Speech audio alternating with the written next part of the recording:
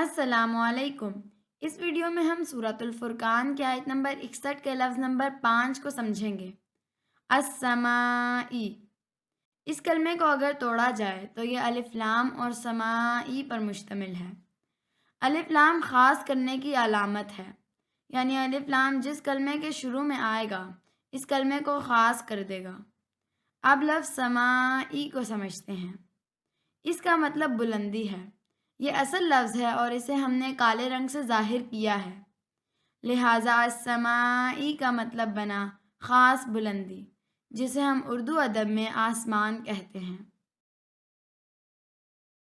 یہاں یہ بات بھی غور طلب ہے کہ قرآن پاک کا لفظ سما اور اردو کا لفظ سما دونوں کا مادہ سین، میم اور الف ہے اور دونوں کا مطلب آسمان ہے، لہٰذا قرآن پاک کا لفظ سما اردو کا لفظ سما بنا ہے۔ اردو میں ہم اللہ تعالیٰ کے لیے اے ارض و سما کے مالک استعمال کرتے ہیں۔